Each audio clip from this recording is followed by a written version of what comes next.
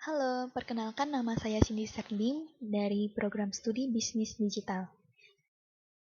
Nah, jadi pada kesempatan kali ini saya akan membahas materi mengenai penerapan persamaan linear. Apa sih persamaan linear itu? Jadi sebelum kita bahas tentang penerapannya, kita bahas tentang persamaan linear ini dulu ya. Jadi persamaan linear ini adalah persamaan yang pangkat tertinggi dari variabelnya itu adalah pangkat 1.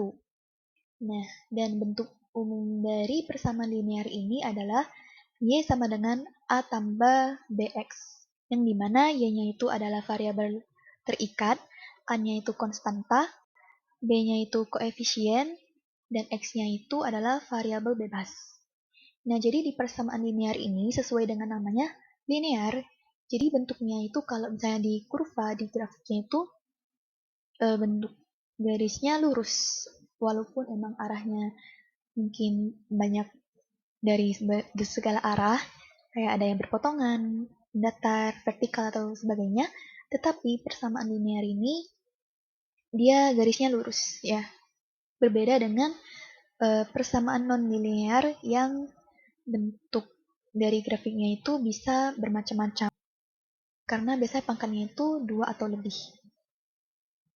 Nah, selanjutnya persamaan linear ini dia banyak diterapkan di dalam kehidupan kita sehari-hari juga loh. Misalnya untuk menghitung keseimbangan pasar. Nah, gimana bisa pengaruh gitu kan? Nah, jadi itu dengan kita menghitung keseimbangan pasar, nanti itu bakal bisa melihat grafik yang dari keseimbangan pasar ini yang emang terlihatnya itu seperti persamaan linear karena bentuknya itu lurus. Nah, lalu keseimbangan pasar itu situasi yang bagaimana?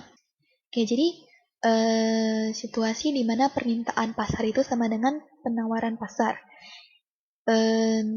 Jadi keseimbangan pasar ini tercipta jika harga permintaan sama dengan harga penawaran dan jumlah permintaan itu sama dengan jumlah penawaran.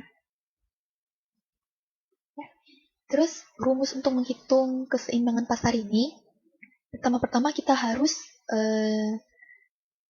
tahu cara untuk menghitung jumlah dari permintaan atau penawaran ataupun harga penawaran dan permintaan. Misalnya di sini rumus dari jumlah permintaan itu A kurang BP. Sedangkan penawaran itu kebalikannya min A tambah BP. Terus kalau di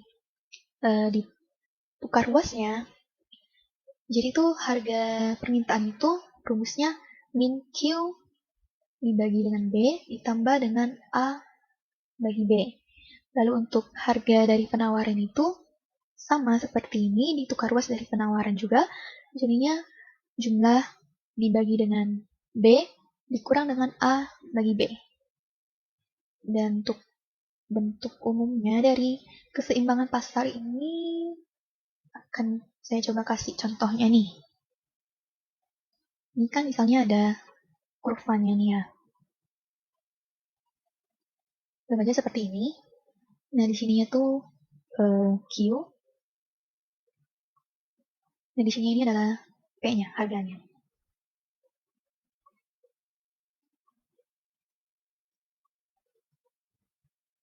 Nah, di sini itu 0. Dan biasa penawaran itu dia kayak gini bentuknya. Dia diagonal ke atas. Ini tuh penawaran.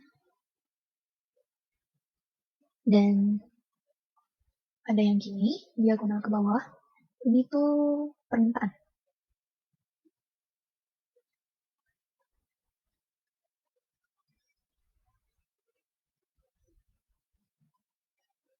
Dan di sininya tuh titik keseimbangannya. Dimana titik garis dari permintaan dan penawaran itu berpotongan. Di sinilah titik keseimbangannya. Itu kira-kira. Lanjut, kita coba kerjain soalnya deh ya. Di sini tuh ada soal di mana fungsi permintaannya itu PD sama dengan 12 kurang Q dan penawarannya itu 2 plus Q. Yang ditanyainnya ini harga keseimbangan dan jumlah keseimbangannya itu berapa.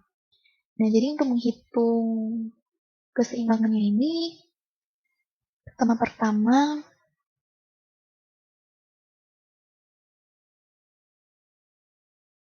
kita bisa ubah dulu dari yang harga ini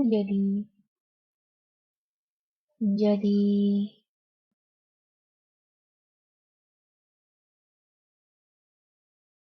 Q ya, menjadi jumlah penawaran permintaan adalah, kalau kita lihat ini kan tukar ruas tuh, jadinya tuh harga di kurang 12 ya. Dan ini tuh karena awalnya ini ada min, tapi bisa kita ubah bentukannya jadi biar ini positif, jadi yang lainnya ini diubah juga tandanya. Penawarannya ini kan awalnya 2 plus Q.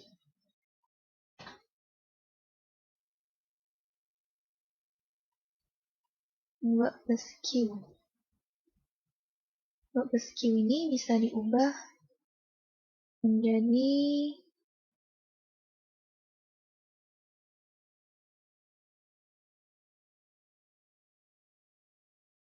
harga minus 2. Nah, kalau udah kayak gini, kita bisa langsung masukin ke rumusnya yang keseimbangan tadi. Sebenarnya sama aja sih mau dihitung dari yang harga duluan atau jumlah duluan. Mungkin kita coba dari harganya aja kali ya.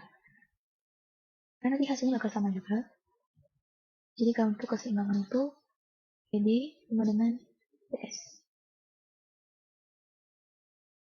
Kita masukin di fungsinya 12 Q sama dengan 2 plus Q. Terus kita tukar ruas, jadinya 12 min 2 sama dengan Q plus Q. Jadinya 10 sama dengan 2Q. Jadi Q-nya sama dengan 10 bagi 2, 5. Ini untuk jumlah keseimbangannya itu adalah 5. Nah, udah begini. Nah, karena udah ketemu jumlah keseimbangannya, kita tinggal cari harga keseimbangan. Caranya itu bisa dengan masukin aja rumus persamaan yang awalnya itu 12 min Q misalnya kan. Jadi harga keseimbangan sama dengan 12 kurang 5. Jadi harga keseimbangannya adalah 7. Itulah ketemu jawabannya. Nah, kalau udah ketemu jawabannya, untuk gambar grafiknya ini tinggal kita masukin aja dengan format yang kayak tadi. Jadi di sini kan ini ada P harganya dan ini jumlahnya. Nah, di sini kita masukin aja PO-nya ini 7 dan Q-nya 5, kita masukin di sini kira-kira. Dan ini untuk harganya kita bisa lihat di sini ada 12 dan kalau diubah kan di sininya 12 juga. Jadi harganya 12 dan jumlah 12 ini kita bakal tarik garisnya bareng. Ya, 15. Oke, jadi nanti bentuknya gini karena ini permintaan. Ini permintaan nih. Review di akunnya. Terus untuk penawaran ini 2 Dan kalau dia diubah ke Q itu jadinya min 2. Jadi tuh kayak gini. Ini ada tulisannya. Ini kan 0 ya. Jadi min 2 itu kayak di sini.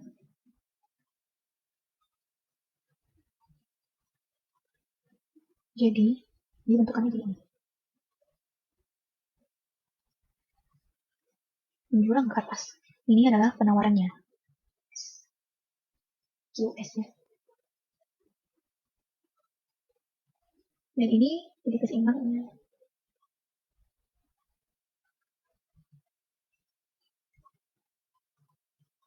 Kira-kira begitu. Nah, selanjutnya ini persamaan linear juga bisa digunakan untuk menghitung pengaruh pajak spesifik terhadap keseimbangan pasar. Pajak spesifik ini adalah pajak yang per unitnya. Jadi di sini pajak itu dia efeknya itu ke hitungan penawaran. Jadi dia permintaan itu bakal sama kayak persamaan sebelumnya, tapi untuk penawaran itu dia bakal ada perubahan. Seperti di sini, penawaran setelah pajaknya ini menjadi A plus BQ plus pajak per unitnya. Untuk contoh soalnya ada di sini. Harga keseimbangan sebelumnya itu kan 7, kalau jumlahnya 5 ya. Karena ini persamaannya sama, jadi kita akan gunakan saja langsung karena dia juga bakal sama untuk hitungnya. Jadi PE-nya itu 7 dan QE-nya 5. Yang ditanya di sini adalah harga keseimbangan dan jumlah keseimbangan yang udah terkena pajak dari spesifik. Nah, jadi untuk menghitungnya, pertama-tama seperti tadi terjadi perubahan pada penawaran. Jadi PS ini sebagai tanda kalau dia udah terkena pajak 2 plus Q ditambah dengan T, di mana T-nya itu adalah 2 per unit. Kita masukin 2. Kalau udah begini, jadinya 2 tambah 2 itu kan 4. 4 plus Q. Nah, jadi ini persamaan barunya ini 4 plus Q ya. Dan untuk menghitung keseimbangan pasar yang baru, itu PD dengan S yang udah kena pajak. Jadi kita masukin permintaan masih dengan rumus yang sama, yang sama. Dan untuk yang penawaran itu kita masukin yang baru ini 4 plus Q. Jadi ditukar ruas, dapatnya 12 min 4, 8 sama dengan Q tambah Q, 2 Q ya. Jadi Q-nya adalah 8 dibagi 2. Ini Q keseimbangan, boleh kena pajak, adalah 4. Persamaan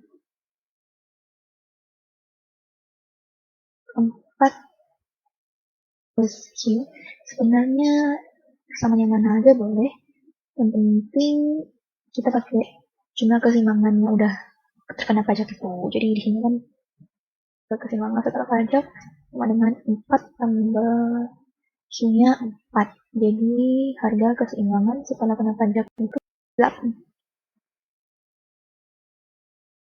Di jawabannya itu ya. Dan untuk bikin grafiknya bagaimana? Untuk bikin grafiknya, untuk grafik dari pajak spesifik ini bisa dilihat dari di situ. Grafiknya akan terlihat seperti ini. kalau misalnya ditanya tentang beban pajak yang ditanggung konsumen, beban pajak yang ditanggung produsen, dan yang diterima oleh pemerintah, di sini tuh ada rumusnya.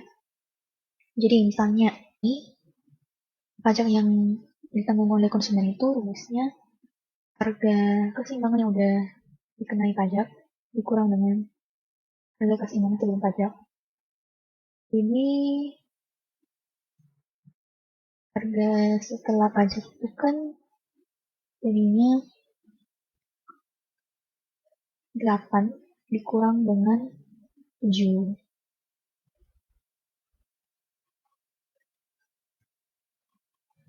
6 kurang dengan 7 sama dengan 1. Untuk pajak yang ditanggung oleh produsen itu adalah T dengan rumusnya T kurang TK. Jadi pajak per unitnya tadi, pajak per unitnya di sini adalah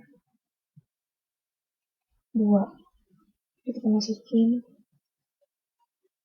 2 dikurang dengan pajak konsumennya 1. Jadi 2,1. Lalu untuk pajak yang akan diterima oleh pemerintah itu rumusnya jumlah keseimbangan yang udah dikenai pajak dikalikan dengan pajak per unit. Jadi di sini 4 ya, 4 dikalikan dengan pajak per unitnya 2 sama dengan 8. Jadi begini aja. Selanjutnya di sini ada tentang pajak proporsional. Nah, pajak proporsional ini pajak yang bentukannya itu dalam persentase. Jadi biasanya itu kalau nggak presentasi desimal. Sama dengan pajak spesifik, pajak proporsional ini juga dia pengaruh langsung ke persamaan penawaran. Jadi kalau sebelum pajak rumusnya itu A plus BQ, setelah pajak menjadi A plus BQ plus P. Jadi nanti kayak gini. Untuk pajaknya ini kita ubah biar lebih gampang juga nantinya. 75% ini berarti 75 dibagi dengan 100 dalam bentuk desimal menjadi 0,75. Tapi ini belum per unit. Lalu kalau udah ketemu ini, berikutnya kita masukkan untuk persamaan penawaran. Setelah kena pajak proporsional, penawaran sama dengan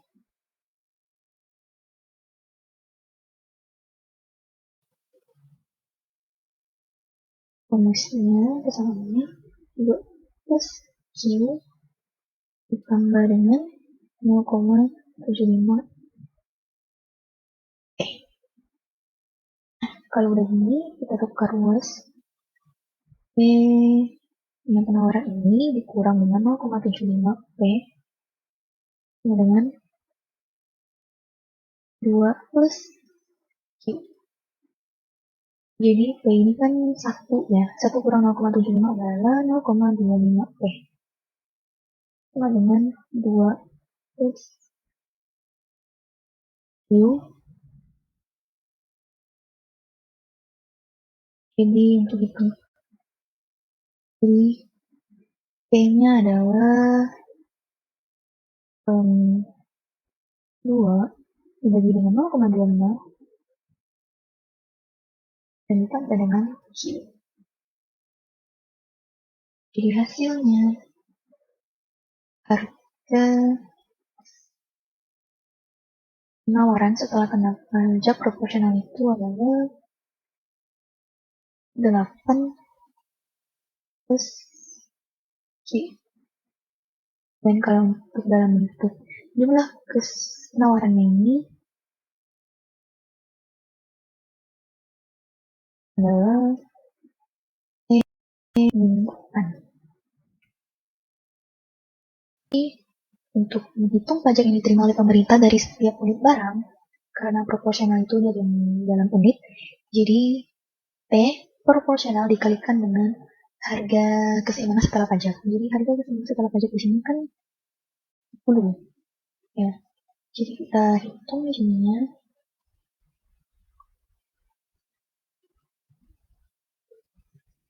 0,75 dikalikan dengan 10, jadi P sama dengan 7,5. Nah, udah ada. Sekarang kita hitung pajak yang harus ditanggung oleh konsumen. Itu adalah harga keseimbangan setelah pajak dikurang dengan harga keseimbangan sebelum pajak sama dengan 10 dikurang dengan 7. Jadi 3. Kemudian untuk pajak yang ditanggung oleh produsen sama dengan pajak per unit dikurang dengan pajak yang ditanggung konsumen. Jadi di sini 7,5 dikurang dengan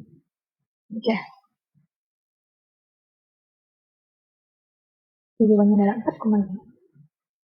Berikutnya untuk pajak yang akan diterima oleh pemerintah di sini jawabannya rumusnya itu kan jumlah keseimbangan setelah pajak dikalikan dengan pajak per unit. Jadi di sini tadi jumlah keseimbangan setelah pajak adalah 2. Ini 2 dikalikan dengan pajak per unitnya 7,5 dengan 15. Setelah pajak proporsional, selanjutnya kita cari harga dan jumlah keseimbangan setelah pajak.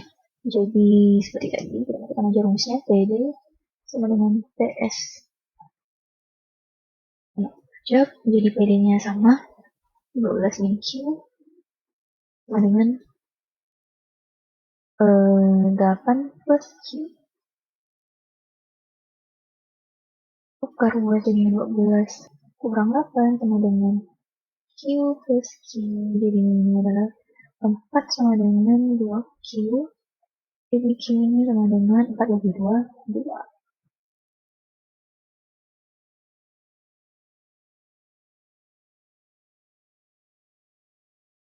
Jadi jumlah keseimbangan setelah kena pajak proporsional adalah 2.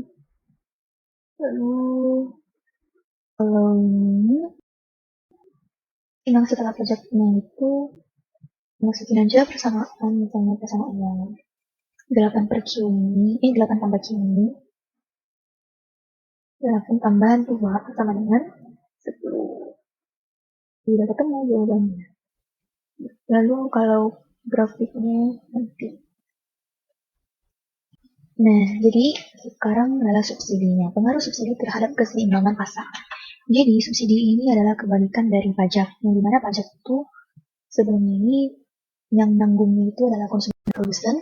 Kalau di subsidi yang menikmati subsidinya ini adalah produsen dan konsumen, dan yang harus bayar adalah pemerintah.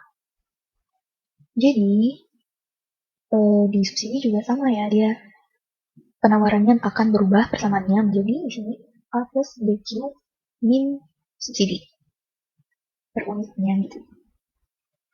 Di sini juga ada kayak persamaan yang sebelumnya ini. Lanjut yang subsidi. Jadi mirip-mirip sama yang pajak juga. Di sini tuh subsidi yang diterima konsumen, rumusnya harga keseimbangan sebelum pajak dikurang dengan harga keseimbangan setelah subsidi.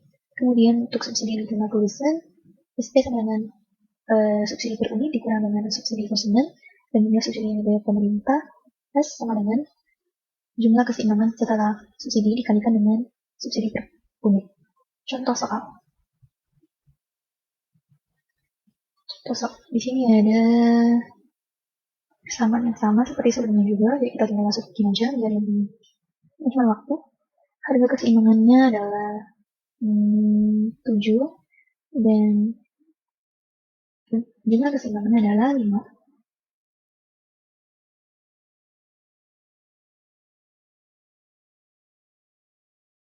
Oke.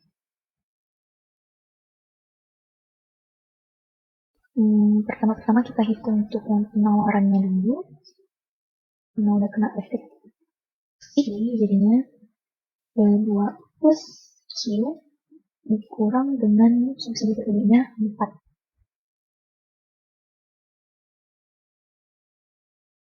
Jadi 2 min 4 adalah min 2 plus Q. Kalau ketemu, kita masukin ke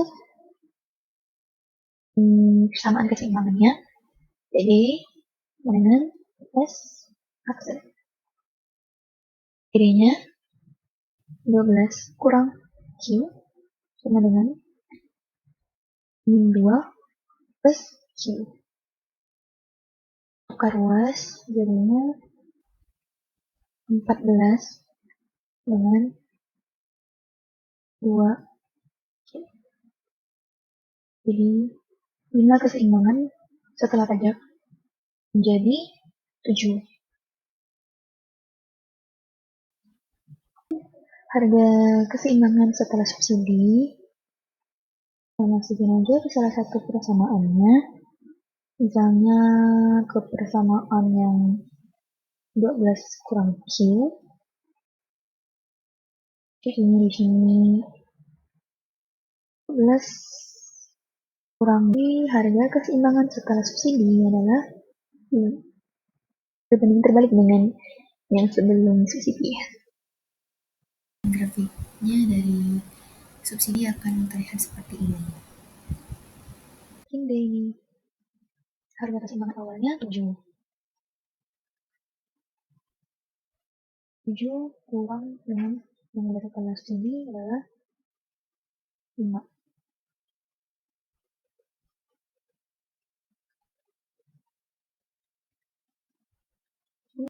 Ya. Kemudian subsidi yang diterima konsumen, produsen. Subsidi perundinya tadi adalah 4 dikurang dengan subsidi yang diterima oleh konsumennya 2 dengan 2. Lalu untuk jumlah subsidi yang dibayar oleh pemerintah, di sini jumlah keseimbangan dan setelah subsidi itu adalah 7 dikalikan dengan subsidi perundinya tadi 4 jadinya 28.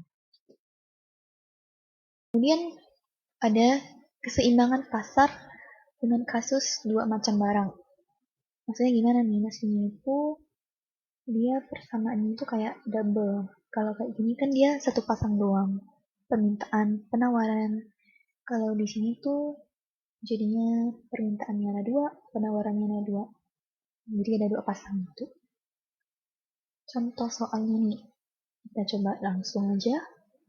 Untuk persamaan yang X, jadi keseimbangannya tidak X 20 plus 7Q X dikurang dengan Q Y dengan 2 plus QX. Terus setelah hasilnya 6 QX dikurang dengan QY dengan min 18. Lalu untuk yang Y, persamaan Y-nya, dengan Y, dari Y-nya kita masukin 7 min 3 QX tambah 4 QY sama dengan min 5 plus 7 QY. Lalu setelah hasilnya min 3 QX min 3 QY sama dengan min 12. Nah, kalau dia udah ketemu kayak gini, selanjutnya itu bisa kita hitung dengan cara eliminasi. Karena di sini ada 2 persamaan. Masukin aja nih, 6 QX min QY sama dengan min 18. Dan di bawahnya di sini, min 3 QX min 3 QY sama dengan min 12. Dan di sini tuh biar bisa hilangin QY-nya, jadi di atasnya di sini bisa kalikan dengan 3. Sedangkan yang di bawahnya di sini dikalikan dengan 1. Jadi kita lihat perubahan. Dikalikan jadinya 8QX min 3QY sama dengan min 54. Dan untuk yang di bawahnya di sini karena sama, jadi kita langsung aja min 3QX min 3QY sama dengan min 12. Nah, lalu ini akan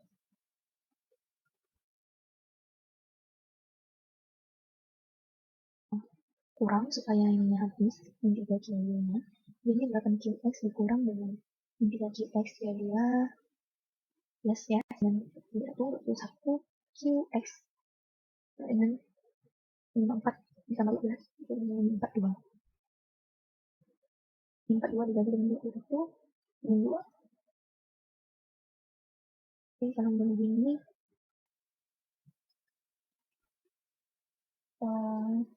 kan ke persamaan yang lain yang awal itu supaya kita bisa dapetin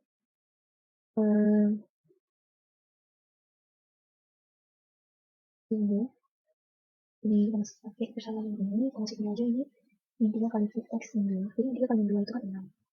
Terus min 3 min 3 Cb sama dengan min 12. Jadi min 3 Cb sama dengan min 12 itu kan dengan 6 min 18 Cb sama dengan min 18 Cb min 3 sama dengan 6. Kita udah ketemu x dan Cb-nya. Berikutnya akan cari untuk Px dan Py-nya. Dengan pakai persamaan Px ya. 20 plus 7Qx kurang dengan Qy. Masukin berdasarkan apa yang udah kita dapetin. 20 plus 7 kali Qx-nya kali min 2, jadi 7 kali min 2 min 14. Dan min Qy-nya adalah 6. Oke, dx sama dengan 20 dikurang 14 sama dengan 6, 66, 0. Dan untuk P, dy kita pakai persamaan yang ini juga 7 kurang 3 itu. Tapi sini ya, terserah sih, kan kita dapetin P-nya aja. Persamaan PS-nya, min 5 plus 7 Q-nya. Jadi di sini ini sama dengan min 5 plus 7 kali Q-nya 6, 7 kali 6, 42. P-nya sama dengan 37. Kalau dari ini kita bisa masukin aja untuk keseimbangan untuk yang X. Dimulai dari Q, karena itu posisinya kayak di X dan P itu kayak di Y. Jadi untuk 0 berarti ya. Lalu untuk keseimbangan yang Y, jadinya 6 dan 37. Ini kira-kira seperti itu. Baik, sekian dari saya. Semoga materi ini mudah dipahami dan bisa bermanfaat bagi kita semua. Dan terima kasih sudah menonton. Sampai jumpa.